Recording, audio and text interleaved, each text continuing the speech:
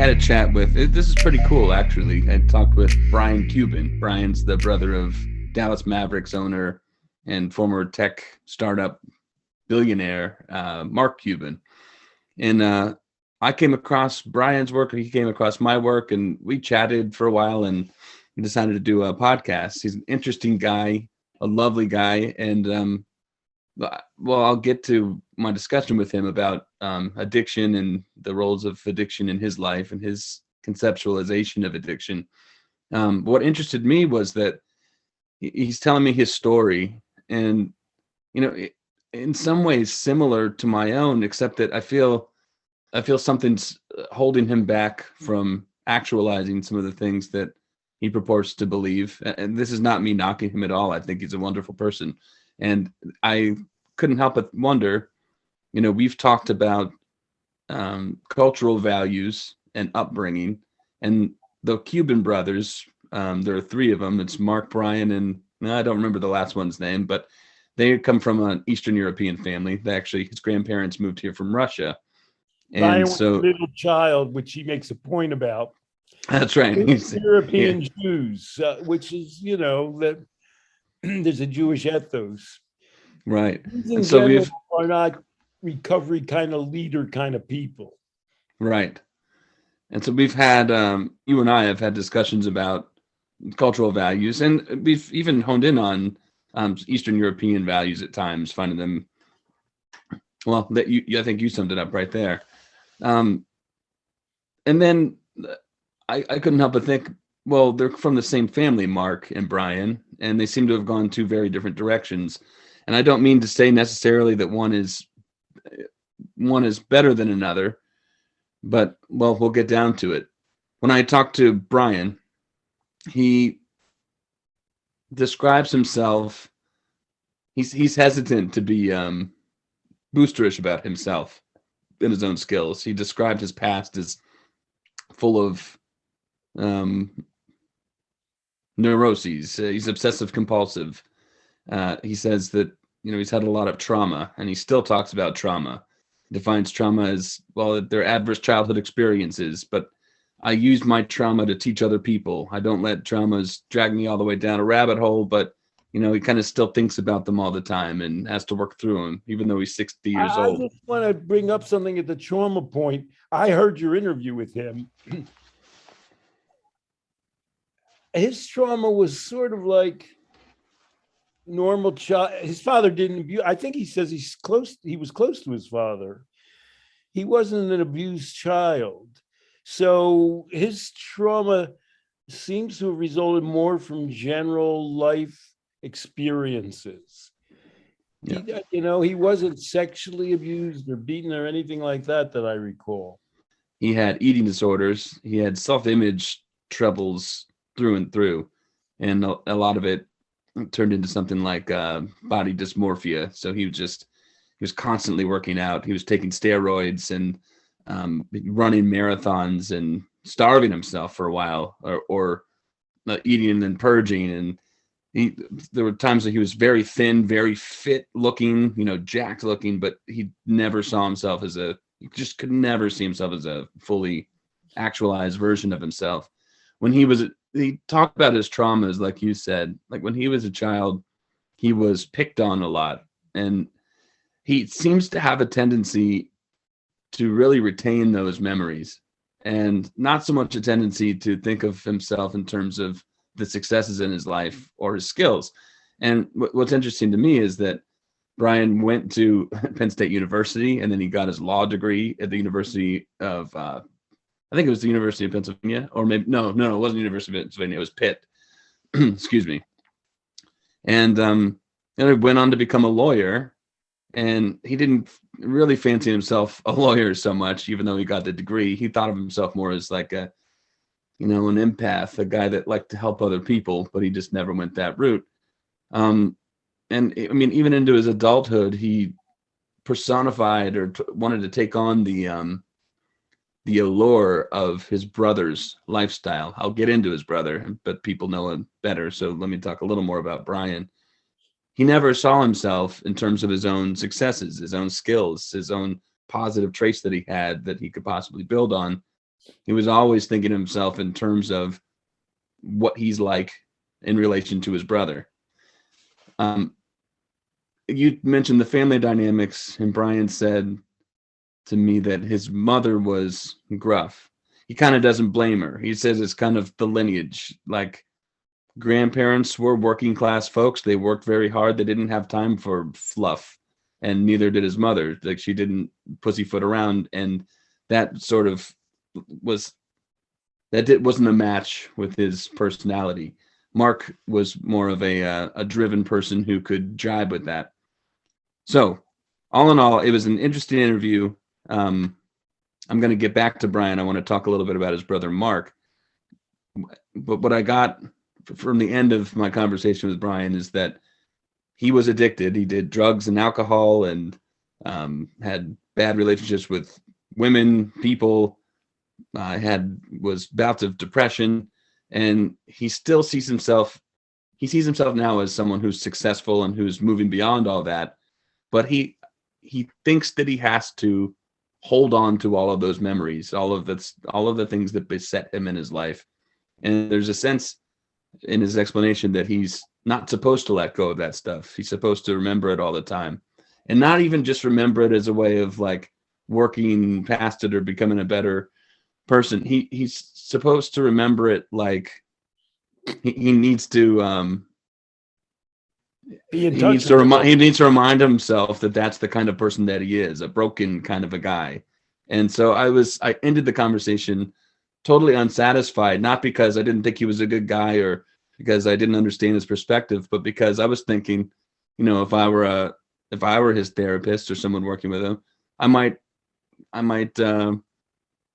encourage him to get a little bit beyond that.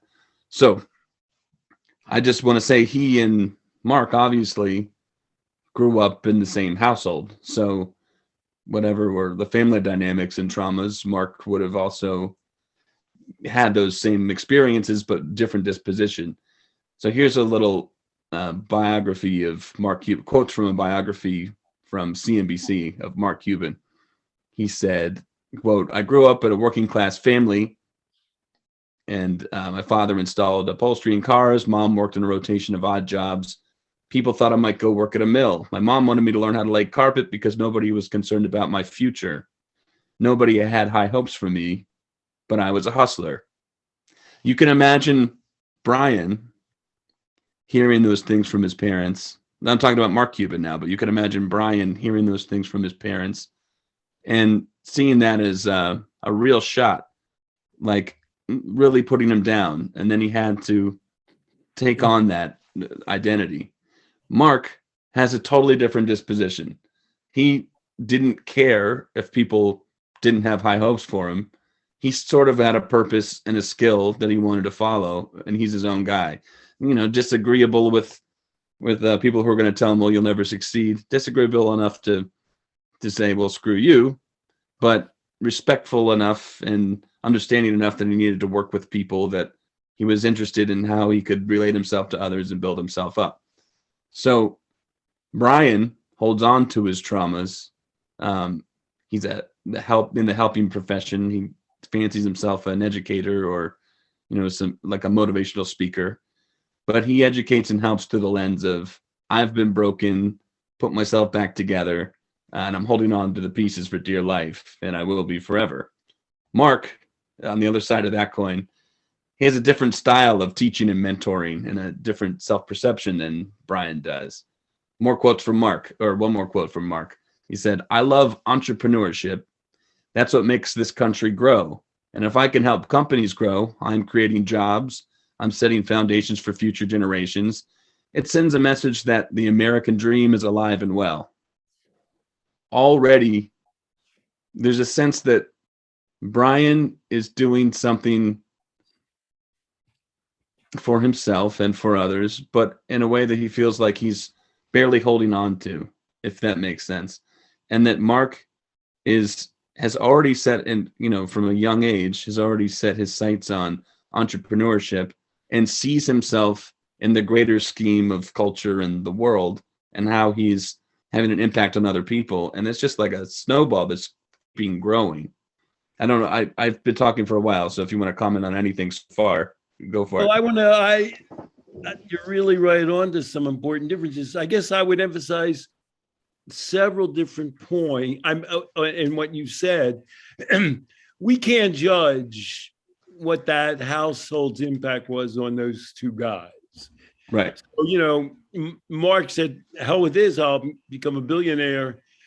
And Brian got a different message out of a somewhat withholding mother. Okay. I almost want to say that's none of our business. Nope. We weren't there. It can't be undone. As you point out, he's now 60 years old, Brian. There used to be a meme, and I come from an Eastern Jewish European family, which was something like, at some point, you've got to stop blaming your parents and just take over. You actually, in the outline, use the word mensch. That's a Yiddish word. I don't think, I never heard my parents say mensch up, but, okay, you've had some problems. Now, having a cold withholding mother, we can't say how big a problem that is. It's not it didn't used to be called a trauma. Trauma used to be something really bad that was done to you, not withholding parent. And we've expanded the concept. And as opposed to mentioning up, you point out he's over 60 years old. So I can just hear my Eastern European grandmother, Bubba, say, she would say it with an accent and maybe use a lot of Yiddish words. Get over it. So let's stop, You're 60 years old. Does he have a family, by the way? I should know this because that's an important detail for me to leave out if he does have children. So, Brian, obviously you can no longer whine. Excuse my saying that. There's a Yiddish term for that, kvetch. You can't kvetch about your life when you've got some kids, right, who have to grow up and do something. Right. So he right. never mentions kids. So I kind of assume he didn't. His trauma, he was bullied. The one traumatic event he described was he went to college. He was up in his dorm room. He saw a woman that really appealed to him. He looked down on her and he started imagining we could be life partners. And she said something like, "Oh, look at that crazy, goofy looking guy." God, people are cruel. I mean, to go to all that trouble to put some guy down that you just get a glance at. But it's on that he remembers. I mean, you might say, that woman didn't know you, forget her.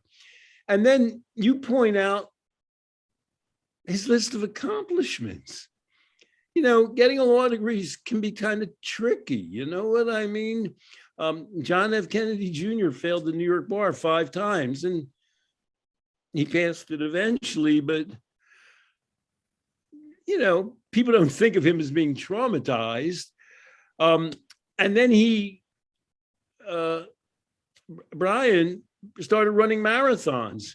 And then so if there was one trauma he describes, it's like he couldn't score with women. That's sort of embodies it.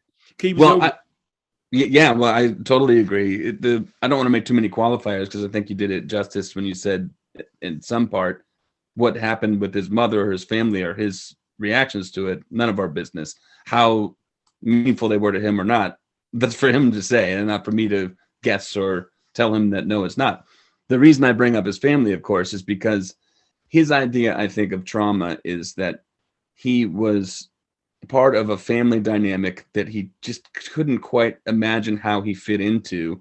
And that seemed to, he carried that story or narrative about where he fit in or didn't to his family into culture, school, women, getting picked on at school and trying to be with women. He just couldn't kick that story and switch his lens to, as you say, these crazy accomplishments that he had, whether, some things he's described as like, well, just by luck, I'm so fortunate to have been in this position, but he's got skills. He's published both fiction novels and books, and he's goes and speaks at all of these graduation ceremonies for law schools.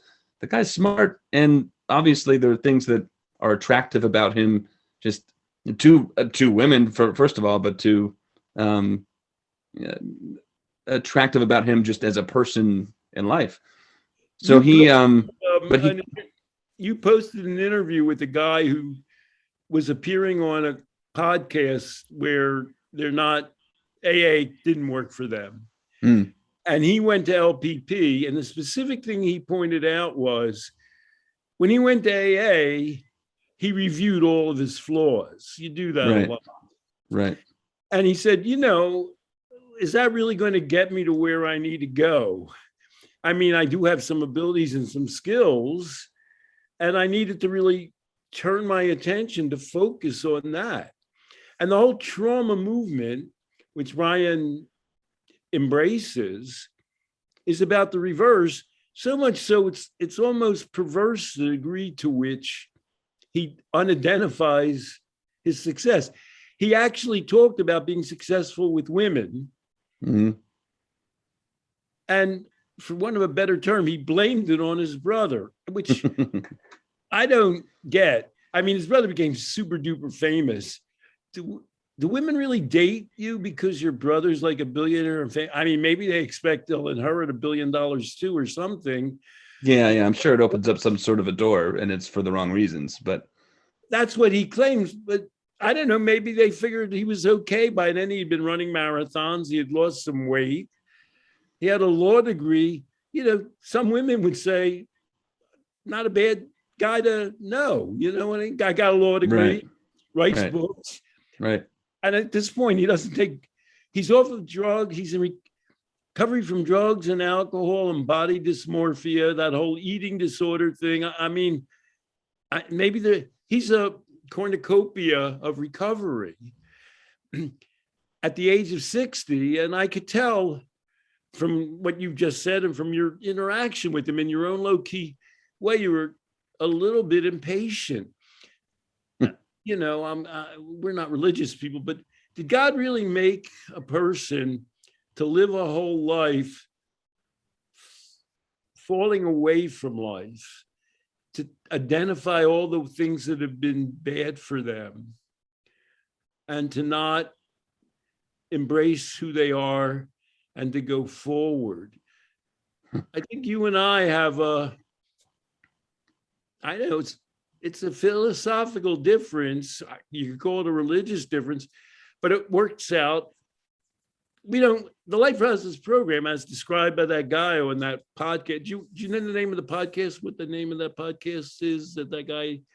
It's something like anonymous. It's anonymous addiction. That's what it's called. It's like a deprogramming from AA. Yeah. That guy was so darn articulate, and he doesn't look as impassive as Brian Cuban. Brian Cuban looks like some kind of world, because he's on television and writes books. That guy doesn't write books and isn't on television. Well, he's on the podcast.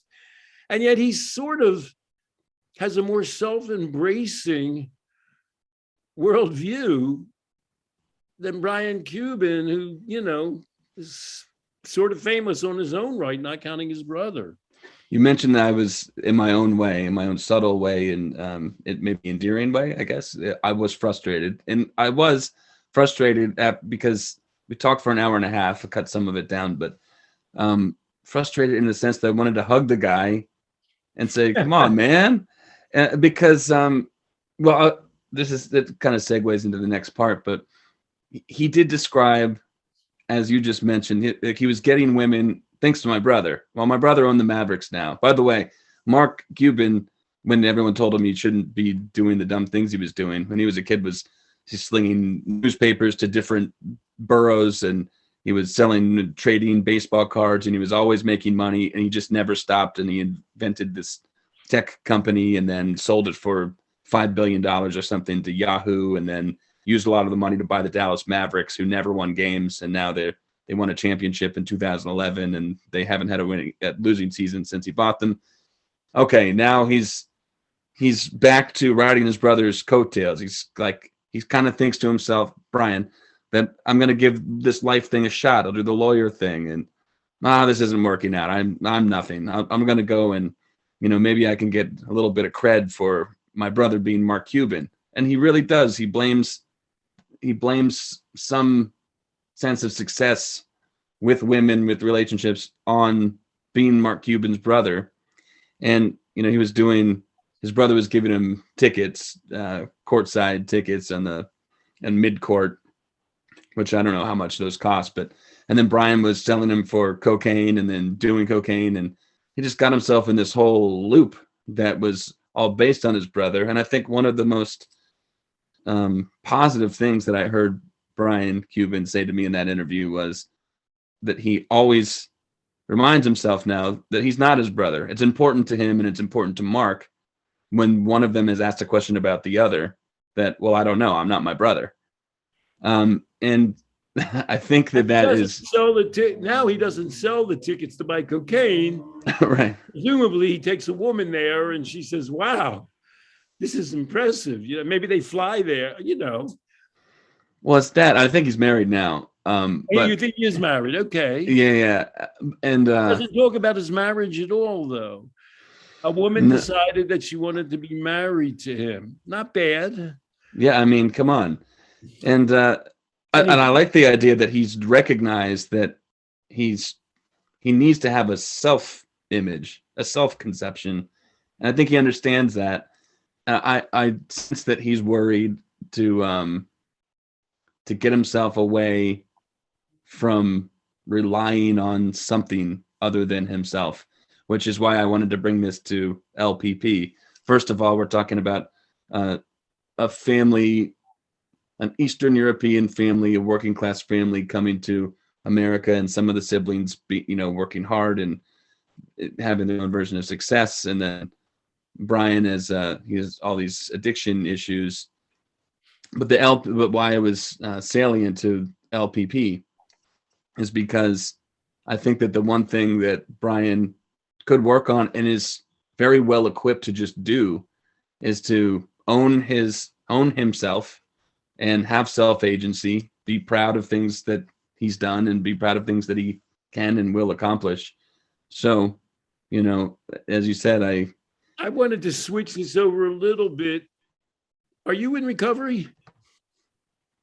I don't, when you and I first talked, I said that I was. And so I recognize this life space a little bit.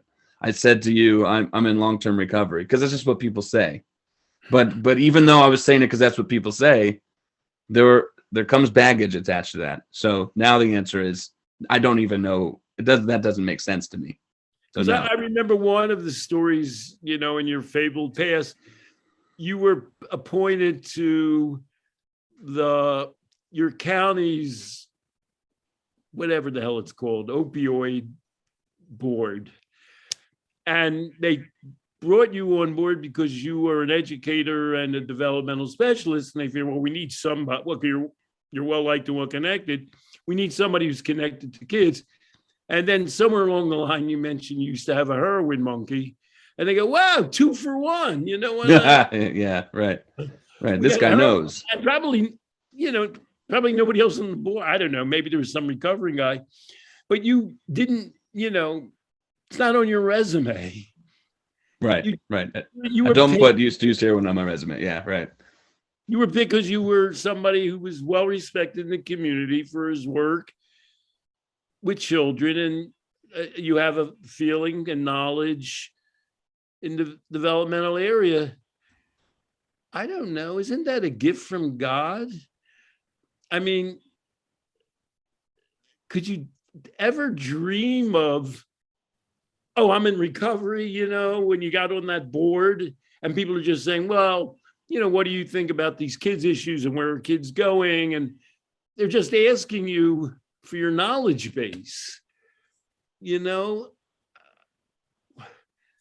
Why would you, if you sort of gave up, you took a recovery image on yourself because, well, that's sort of what the coat they give you when you enter a room, but it never fit you comfortably. And, you took it off as soon as you could. I agree with that. Yeah. To be just like a regular schnook, you're just a person like everybody else. Take me or leave me. I try to be well liked and I try to know something. So I wanted to ask, I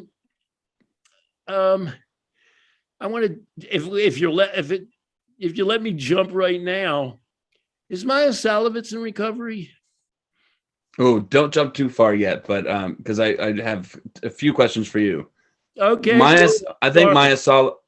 I think Maia Szalavitz doesn't say she's in recovery, but she sort of says things that someone who would call themselves in recovery would say. That makes She sense? she's a. We'll get back to Maya, bless her heart. She Okay. actually she actually wrote a blog post called "Why Aren't I Allowed in Recovery?" The answer was because she drinks wine now, which makes you think. But I don't believe it's true. I don't believe she makes use of her past way bad addiction in her early 20s. Mm. But she doesn't think of herself or acted like she's in recovery. And in this blog post, she's sort of resentful that she's not allowed to say she's in recovery, even though I don't know that she wants to say she's in recovery. She's saying she's making a harm reduction point. She drinks wine, and that's a lot different than they used to call them speedballs, heroin, cocaine mixtures that you would mainline. Those are two different forms of substance use. So anyhow, I want to get back to Maya. I had a slight interaction with her, bless her kind heart today. But did you want to just finish up? Yeah, please let me tie it together. So I was going to reflect on this myself, but actually I want to ask you what you know now, which is not much less than what I know about Brian Cuban, and I think that society kind of knows what they know about Mark Cuban and that family. Given Brian's story, if you had that interview with him, and then at the end of the interview, he said, "All right, Stanton, stop recording." And Stanton, listen, any advice for me? What would you tell him if you were Well, his I don't know. therapist I'm or going to coach? a little bit throw it back to you. When you get a client who dwells too much there on those kinds of things, how do you handle it? Leaving aside Brian Cuban, when a guy says, and maybe he had worse things happen to him than Brian, Yeah. there are worse things than a withholding mother. How do you handle that when somebody won't get off that home plate? Well, And I think you touched on that part. I always try to ask people questions that turn their attention to ways that they got through a situation themselves. What was hard for you? How did you get beyond it? Who did that for you? Or if anybody, who helped you? What resources did you access? What made you decide to access them? How did you know that it was difficult? What skills of yours did you use? And I mean, we get on that. It's like a self-fulfilling prophecy in a positive, self-actualizing direction rather than a negative Brian one. lays out a ton of them. He does, yeah. Yeah. I mean, I can sometimes, it be too naive and say, "Oh, what was your best marathon time?" I've been running a marathon. Whew. You go, I've never run more than, I run 5 miles once. That's stunning. I'm just so awed that a person could do that.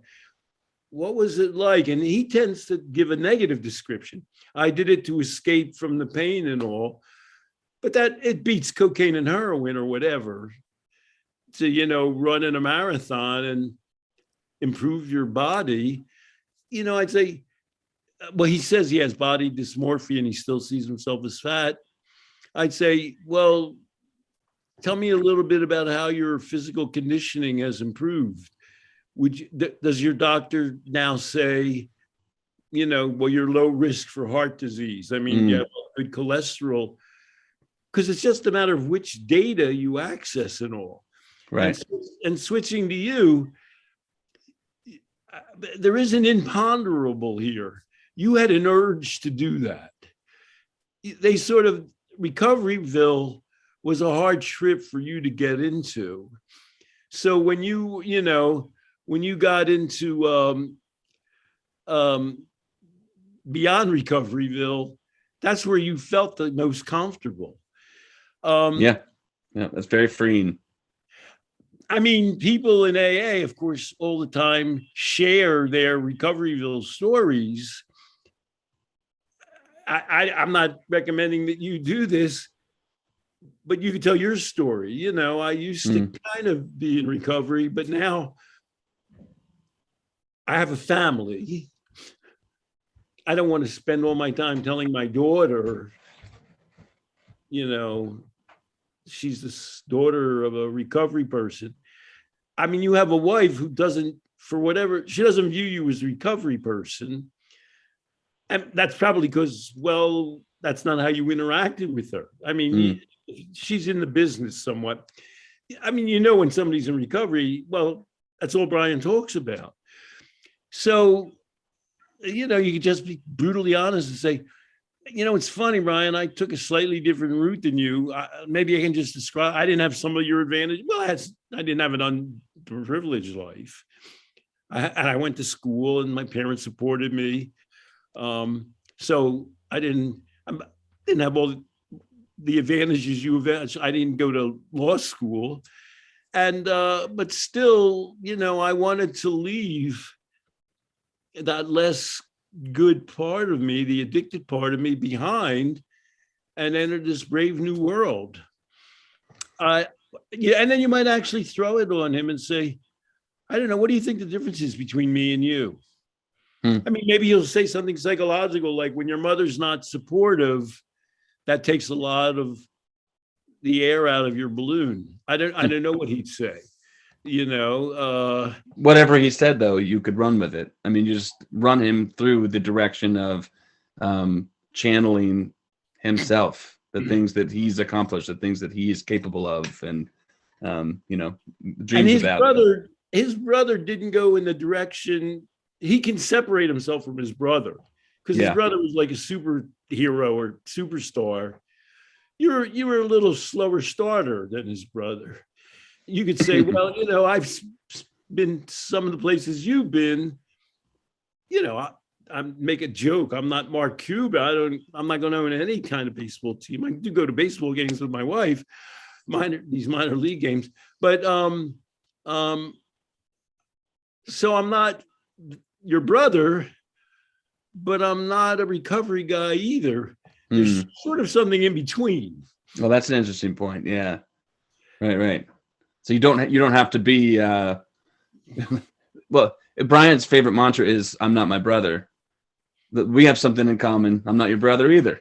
And I don't think I'm quite you. And you're saying, why don't you outline those differences for us? I land somewhere where your brother lands. And this is I'll wrap it up with this. I had just the juxtaposition at the end. I think that Mark Cuban is very successful. I don't know him well enough to know if he's a good guy, bad guy, but for all I can tell, he's a good guy, very hardworking guy, and balances things okay. And I think that being a billionaire is not what makes him. Throw in one thing. Mark Cuban has gotten in trouble. Oh, yeah. For mouthing off, saying inappropriate things. And I think his general manager did a sexual harassment thing.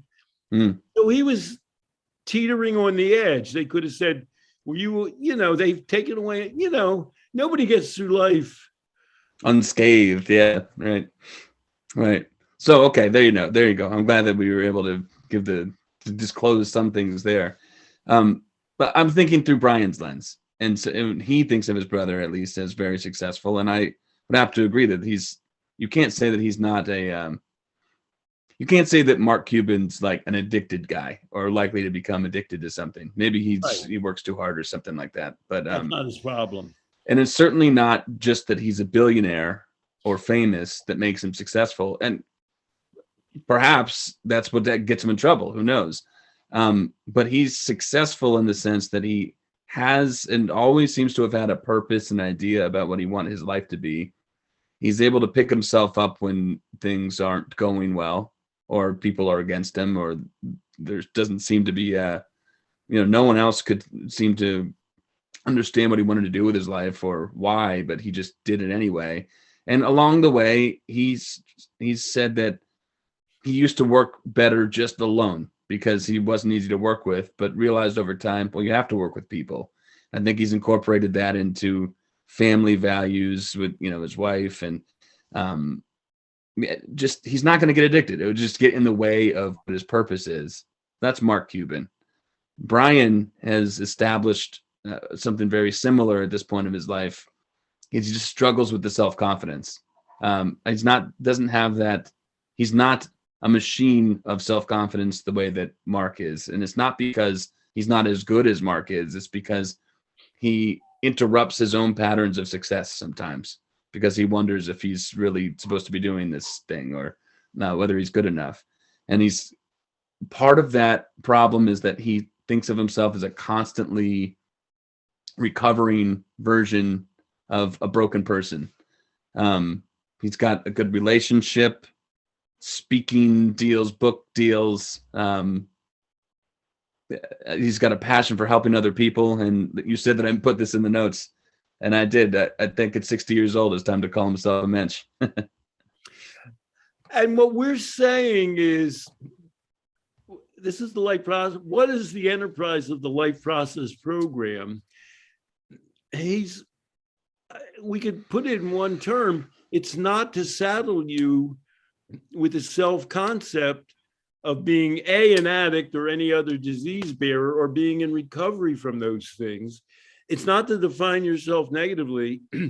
It's to define yourself aspirationally and purposefully and to move in that direction. And we believe that in a very deep level, that that's what life should be. Philosophically and spiritually, we don't believe that we were put on earth to sort of nitpick our existence and apologize for it.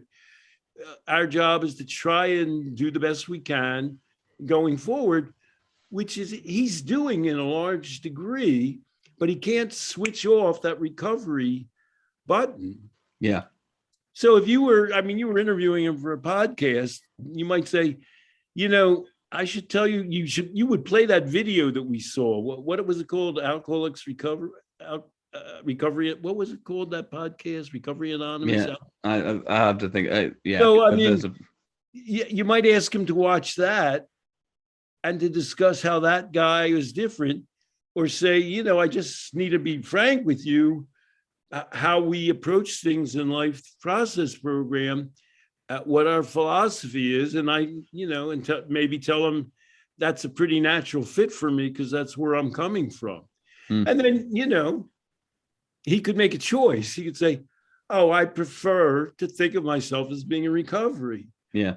And then you can say, well, okay, if you ever want to, discuss that issue, Yeah, well, that I hope to, because I'm actually doing this segment I'm not trying to get down on him. It's actually out of total respect and for him and his character. I'm impressed by him, and I do notice that there's something weighing him down, and I think it's the self-label.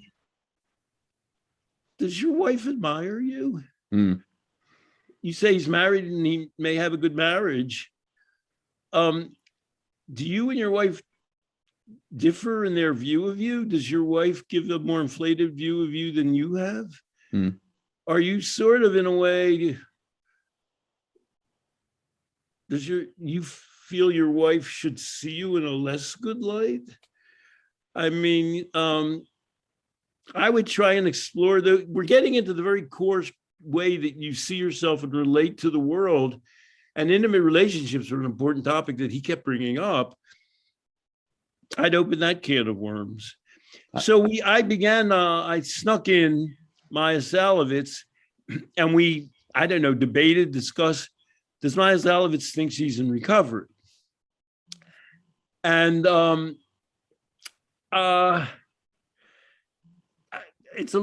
said it's a little hard to say. And the reason I thought of Maia today was I read an article in the Times. When I was labeled a troubled teen, I obliged. Mm-hmm. I was sent to 3 tough love programs meant to redirect me. Trying to run away from one made me feel I had no choice but to become what I had been told I was. How do you, that's just the headline. What's that guy saying? That wasn't a choice. Adopting that label wasn't a choice. That was a cult. We don't want to put that. He puts down his parent. He's the author most recently of Troubled, the failed promise of America's behavioral treatment program. So that wasn't a 12-step program. Mm-hmm. I felt betrayed and discarded. They pleaded with me to accept the programs and to do my best to succeed in them. He's talking about his parents. Mm-hmm. It felt like they wanted, Brian's parents never sent him to rehab. They didn't sound like people that knew about rehab. You know what I mean? They were somewhere else. It felt like they wanted me gone. Really, I was being groomed for institutionalization. The juvenile and criminal justice systems the programs ventured to save me from instead prepared me for adult incarceration. That guy's not a rehab fan, you know what I mean? He was saying that the very act of being put in rehab, but it wasn't rehab, it was tough love, you know. So I sent that to Maia, and here's what I was thinking. It wasn't this. Maia said to me, "Are you not aware that I wrote about that?" Do you think I wasn't aware that Maia's first book was about tough love programs and how they hurt people? Do you think that was something that wasn't on my mind when I sent it to her? Yeah, well, isn't that part of what you said to her? What did you send her? What did you say to her? I didn't write much, but what I actually sent to her, that's a good point, was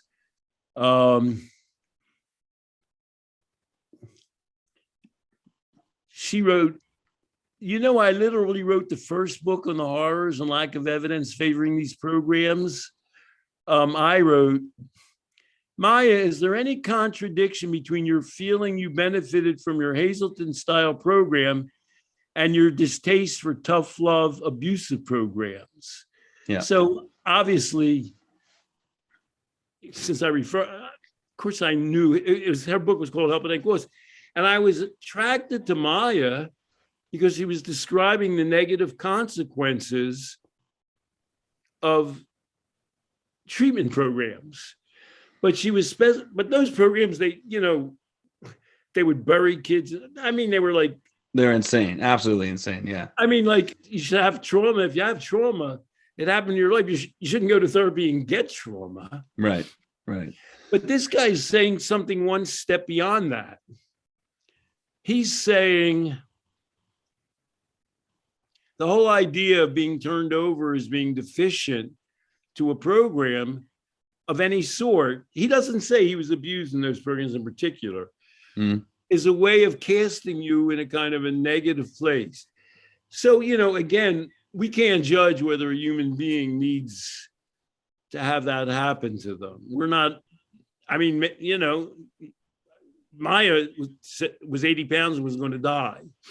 So, and what her answer to that question is now is, I don't know if that program, the 12-step program, was what saved me and whether that was the best program for me.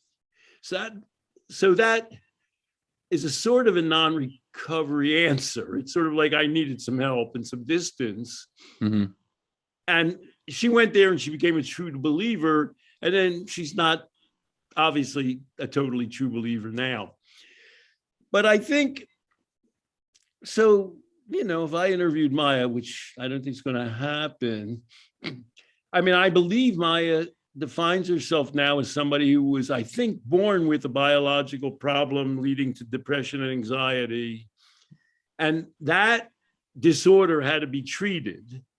I believe she describes using pharmaceutical meds for that. Yep, she'll agree with you so far. She's not addicted because that problem's being addressed. Yep. So my answer I don't, if you ask Maya, are you in recovery? I don't know what answer she'd say. I believe she defines herself as being in treated recovery from her mental disorders. That's what I agree with that. She feels she's using maintenance medication that helps, turn the noise down from her mental disorders, so she doesn't need to worry about it anymore. And other than that, she's living a good, purposeful life, so it's good. So if I were being my normal provocative self, I would say, you kind of have written a bestseller now. You're kind of married, I don't know, 50-ish. Do you have those disorders as you identify them just as badly now as when you were, when you were 20 years old and you weighed 80 pounds and you were shooting up heroin and cocaine, and she identified with love addiction. She wasn't in good relationships, which happens. That can happen when you're in your early 20s. By the way, the things I like her harm reduction book so much more because before she got in recovery, somebody explained to her, you have to use clean needles because you don't, at that time, you didn't recover from AIDS. Right. So if you're dead, you don't recover. And when she wrote a whole book about that, and she begins saying, well, thank God to that person who explained you have to use clean needles, and that was before she got into recovery. She was taking care of herself and she didn't get AIDS. So everything else that's happened follows from that. So, I would ask her if she's in recovery. I would ask her, and you feel you're exactly in the same place emotionally? You're just as badly characterized by these emotional disorders now? Because I don't buy it. That's not the place she falls apart. I don't think, because I think she'd say, no, I'm not in the same place emotionally. No, I'm not in the same. She's just not connecting the dots because I asked her a similar question, and I asked her in a way that we can still be buddies at the end of the day, but she's, not a gift for that, but I did ask her, can you imagine what would happen to you if you did heroin right now? And she said, I don't know if you remember that, but she said, I would never do that. But I mean, I know that I had such a problem with it. I would never risk, trying to do heroin again. I mean, if I absolutely was in intractable, horrible pain, then I'd take an opioid, but I would not risk taking an opioid for pleasure because I know that I'm susceptible to those things. Well, that's a so she has that drug. I wouldn't take opioid for pleasure. All right. I think you would probably say the same thing, but that's the whole storyline on opioid addiction is you go into a hospital and they give you an opioid for treatment because otherwise you really, really hurt. Right. And, 99% of, and I always ask that question of recovering or opioid addicts. I said, have you not taken an opioid painkiller in the 20 years since? And invariably they say, oh, well, I did. But, it was because, right. And I got off it as quick as possible. And I said, well, okay. So you're sort of not an opioid addict anymore because you only use it, as necessary and you don't freelance it. In other words, there's a limitation to that mindset that you're still fragile in that area for some reason, despite the things that someone like Maya knows to be like the bulwark against whatever addiction is. She has that in her life, and she knows still. It's like a superstition. Like, don't step on a crack, don't take heroin, and you're good. And there's limitation to that. If you could get beyond that, you might be more. That you might call yourself more improved and self-aware. I don't know. And then there's my one last trick, and I'm a little more these aren't necessarily helping interactions, but they make the point. Because Maya's a philosopher now. She's an addiction expert, and as is Brian Cuban. He's out there lecturing, and you didn't find out about his children, but Maya doesn't have children. I knew that. That didn't work out. That no judgment there. Would you tell your daughter or son that they are the recipient of a addiction legacy, that it's some kind of biological legacy they might inherit? Would you? Would I personally? No, No. I That's a I would say rhetorical that question. to You would say. her, and I'd also say, and I always do that. So in my life, I've been on a panel and debated not tons, a lot of recovery people, and they tell their sad story, and their grandmother and their uncle and their father were addicts. I always say, "How are your children?" And 9 times out of 10, because the people that I'm on the stage with are like prominent, like successful people. They're not down and out drug, and they quit that drug addict. And they'll say, "Oh, my daughter can take alcohol or leave it." And I go, "Just stop right there." So your grandmother and your father were alcoholics, and your daughter couldn't care less about alcohol. I just want to stop here and say, God bless you. You terminated the family lineage of alcoholism. Right. Yeah. You're a miracle worker, because there's a lot of people, they have books about how that can be done, and you're just doing it and you don't even mention it. It's funny about that story. It's provocative, but there's not a great way around this to get people's sights on it. I mean, if anything, it's the people around the person you're talking to who are going to maybe wake up to this. But it's like the person saying there's this issue, and then you can say it universally about people. For my own reasons, it's not going to happen to me or my kids. It's very interesting. And naturally, if somebody asked me to interview Maia, she might turn me down. I might say, "Mike, can you imagine having children? Would you tell them about that you were biologically addicted, born to be?" I think she interprets it as a genetic inheritance. Would you tell them that? Would you tell them, and therefore you should never get involved with alcohol and drugs? How can I put this? Maia's not that stupid to think that would be a good way to go. Darling, I need to tell you that I was addicted. I inherited it. You're likely to have that same genetic disposition. You should probably never take drugs or drink in your. I mean, forget who's stupid enough. Everybody in the world, even dumb people, know you don't set people up to fail like that. You know what I mean? You might say to them, you might say to them what you would say as a regular parent. I'm not here to say you're never going to drink or take drugs, but let's just talk a little bit, about, it's kind of harm reduction, drug addiction prevention. Let's give you some strong values. Let's talk about your obligations to yourself and your other people. Let's impose normal parental values on it. So anyhow, we've gone a little bit long, but I'm happy for it, because we're talking about a strange space where that you run into constantly. You have for however long you've been thinking about addiction, where no matter how far people get in using common sense to think about life problems as they pertain to addiction, they can't get over sometimes this idea that drugs play by different rules.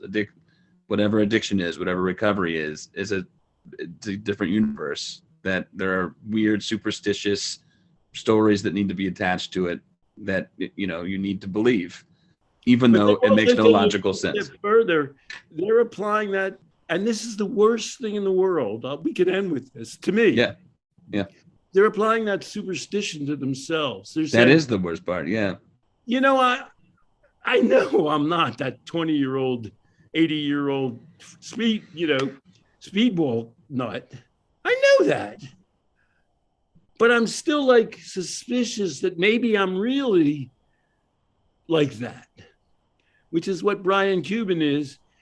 And, we say being liberated from that unnecessary self-conception, because if you're not addicted, you're not addicted. It's not that you're in recovery. You're now a human being who's not addicted. Dr. Ellen Langer, Ellen, she's people called her the mother of mindfulness for a while, Harvard psychologist, ran a study, and she talked about it in her book, Counterclockwise, I think it was called, where she took people 80 years old plus to this place where things the decorated and music and things from when they were in their 20s and 30s, and they lived as though they were 20 or 30 in this place, and they came out and with all these different metrics feeling rejuvenated and as though they were at least 10 or more years younger. So there is that same region that we are accessing where we're trying to make these superstitions about drugs and addiction and they're sticking with us. You can spin that positively. You can think, oh, remember this time in my life when I had this energy, and I want to keep accessing that and I want to keep at it. That's the reverse of saying something like, remember when all these bad things happened. I think I moved beyond that, but geez, what if I still am that person? That is something that we are, if we're against anything, I think we're against that. And we want people to be pro-social and pro themselves. So we can end it there. Recovery is not a permanent state of being. You're a human being who can change and grow.